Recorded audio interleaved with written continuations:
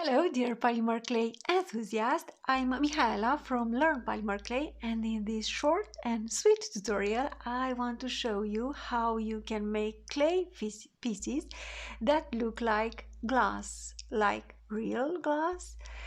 I was happy for the small personal victory while nailing down the faux porcelain look, and I consider this a second personal victory, small victory, especially that I've been trying for a long time to reproduce the look of this material that I'm literally fascinated by. Before showing you how I've made these faux glass pieces, I wanted to show you the products that I received from Craspire.com, and I am going to use some of these products to make these clay designs with a faux glass look, and I've tested them and they work great with polymer clay and with resin. So I will be using several molds with roundy triangle shapes. I am going to use a bead making resin set with different shapes and sizes. I have also received from them a wax seal, a ginkgo leaf wax seal that I intend to use for a future tutorial. And now let's dive into the tutorial. You will find all the links in the description, and I encourage you to check out their website. And so I have conditioned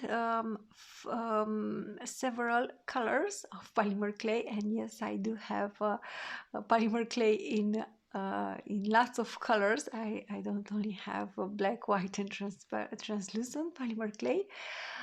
So I have prepared some turquoise, and the base is going to be turquoise because initially I wanted to make a faux turquoise, but it ended up, of course, clay has its own will and it always ends up very differently. For sometimes it ends up very differently from what I had in mind initially, but I don't mind.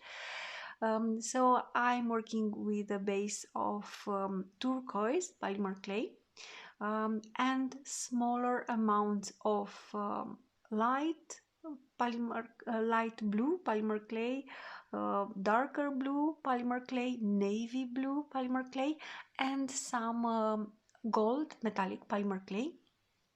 And I have chosen these colors because I wanted to make, as I said, a faux turquoise, but it ended up in faux glass.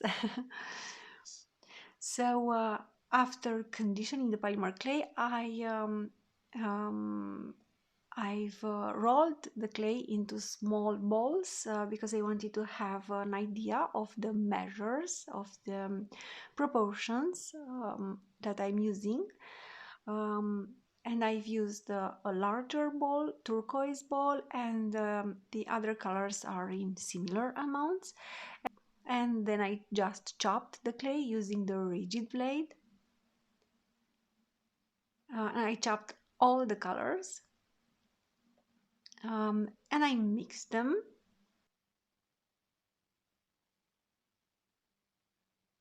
And I'm mixing these chopped polymer clay pieces.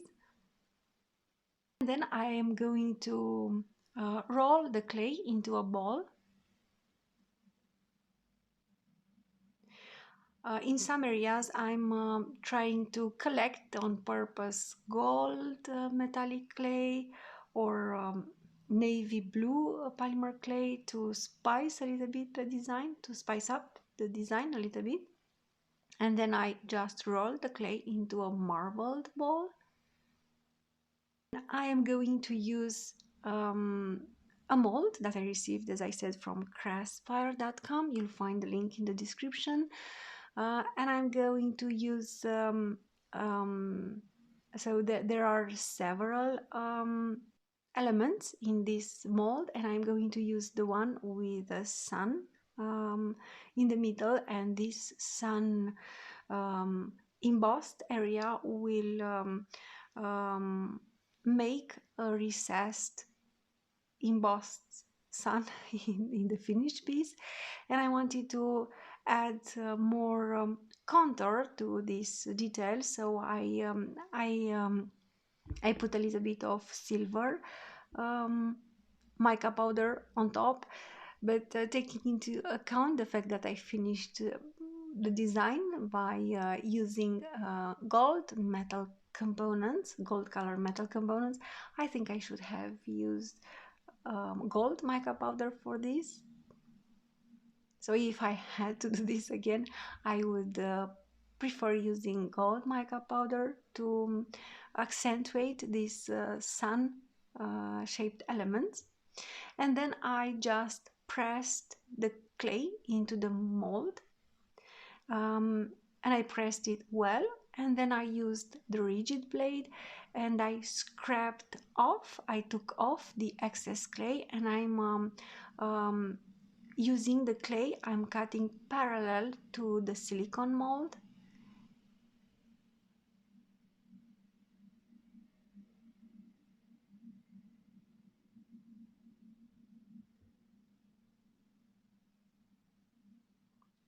And you will notice that these kind of molds, they have already a raised area, and you will end up with a piece that has a hole, so you can easily attach this and make a pendant, and you don't have to poke holes. And then I decided to add more interest to the back of the piece, and I'm going to use this wavy texture to texture the back of the piece. You don't have to, but I thought this would add more interest to the back of the piece. And I am going to make a second piece following the same steps because I'm making earrings. And then I decided to chop some clay, and initially I wanted to make 2 more pendants, and I wanted to use baked chops of polymer clay and add resin underneath and on top, and I think I think I would have ended up with a beautiful design, so I'll keep this in mind for future designs. And for the pendant, I also used a camper cutter, and I cut out the interior part of the sun element. I was looking from the back of the mold. You can see through a little bit through the mold, and I did my best to, or you'll just have to gently take off the piece from the mold, and then cut this opening in the middle of in the middle of the piece, and then I just put the piece back into the mold, and I prefer to bake it inside the mold. You don't have to, but I thought I could do this. And I wanted to make more beads with the clay that I had, so I'm using this square bead mold, silicone mold, and I surely like the finished beads. Now, in order to think of an attaching system, I did not do this, but you'll have to, I don't know, put a screw pin inside this and bake it, and then add resin on top, because it's not going to be easy to poke holes through these beads. You'll have to think of way of attaching screw pins when the clay is raw, or you can use resin and let's say glue a metal component or a jump ring on top of the piece using UV resin. Then I decided to use a second mold with oval shapes, And again I filled an element of the mold with with the clay. Then I pressed it well into the mold.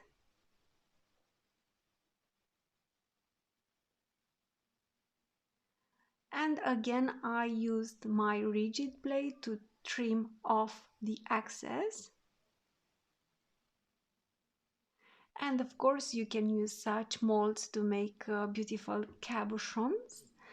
But I wanted to take this idea a little bit further, so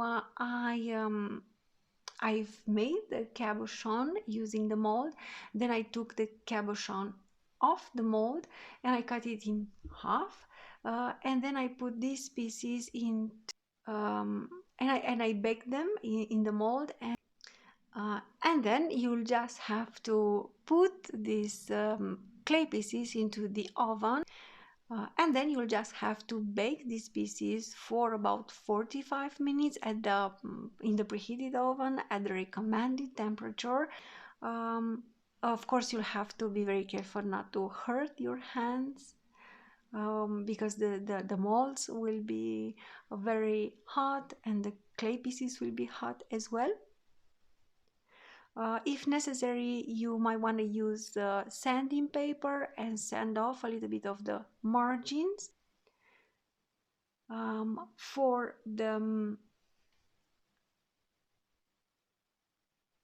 elements that I'm going to use for the earrings, I've applied a I applied a layer of UV resin. I used the brush to apply a layer of UV resin. As you can see, I put my pieces on a metallic cutter that I hardly never use.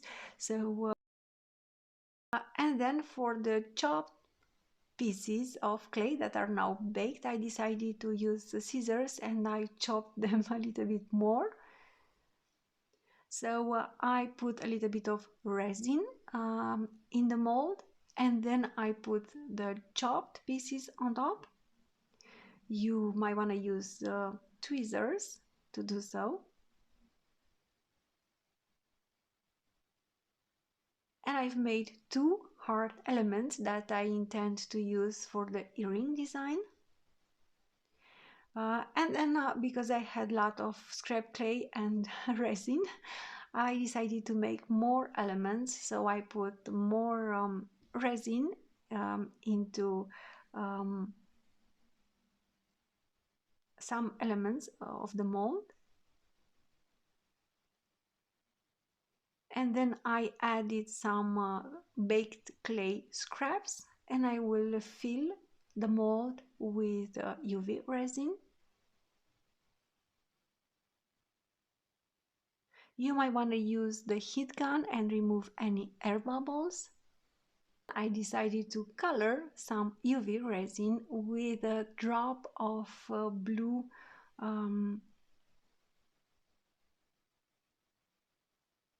coloring agent, resin coloring agent, and a tiny drop will color the resin a lot.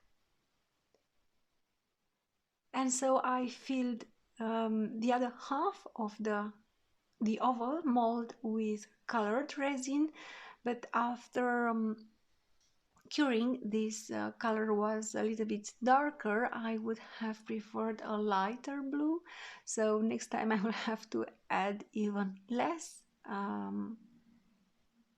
coloring agent. And I've also prepared two diamond shaped pieces, and I also applied the colored UV resin on the square pieces, and I filled the mold with colored UV resin. Of course, I added some clay scraps on the diamond shaped beads. When you think you have prepared all the beads and all the cabochons and all the pieces that you want to make, you'll just have to use your UV lamp and cure the beads for 2 minutes. And if you notice that they are a little bit sticky when you take them out of the mold, you should cure them for 1 minute more. I also decided to add a thin layer of blue resin on top of the triangle components. I thought this would enhance the faux glass look, and I really like how these pieces turned out. I have to tell you that I personally like all the resulting beads, but I think that my favorite ones are the little hearts, and the smaller pieces. Anyway, I think that the smaller pieces, the hearts and the diamonds, and also the small squares, are very cute, and I like them very much. If you want to attach them, if you want to use them to make jewelry pieces, you can poke holes, or in some cases I like to use UV resin to glue, let's say, to attach metal elements.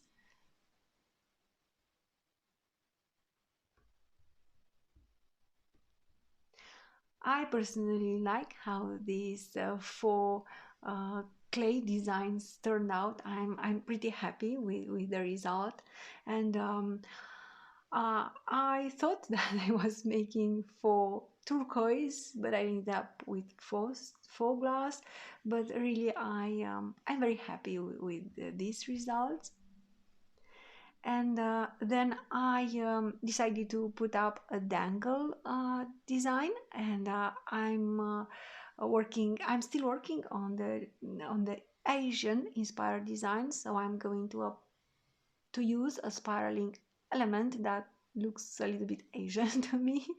And I'm working with the dangle idea of the uh, Chinese Asian designs, and this would be a very modern and very personal interpretation of a Chinese design.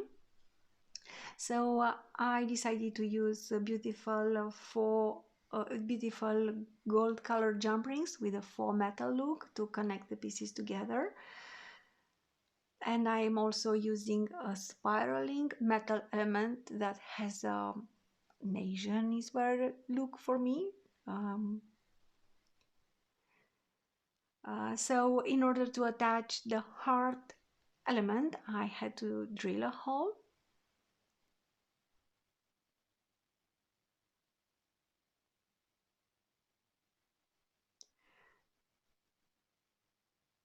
So I used jump rings to attach the ear wires to make earrings, and even though my elements had a hole because the mold had an embossed area, in some areas sometimes you might have resin.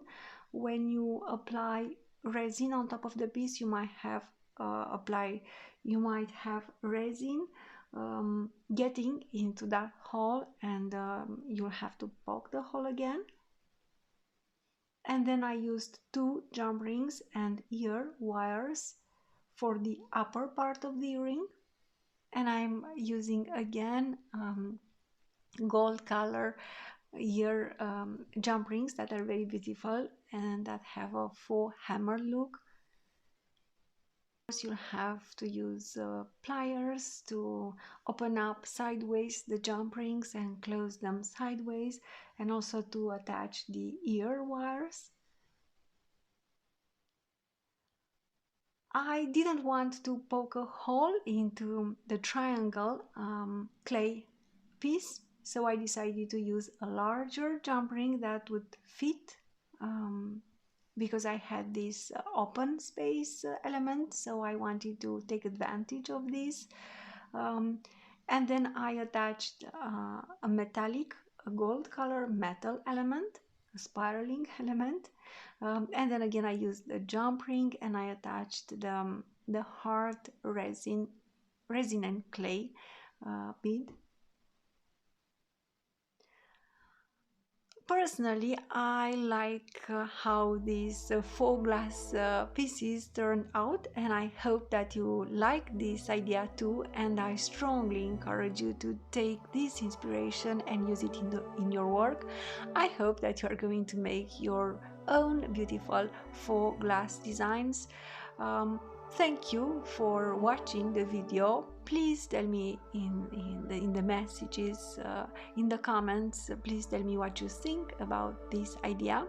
And if you have clay friends that would appreciate such inspiration for their work with polymer clay, I really appreciate it if you shared this inspiration with them. Thank you, and stay tuned for more inspiration for work with polymer clay.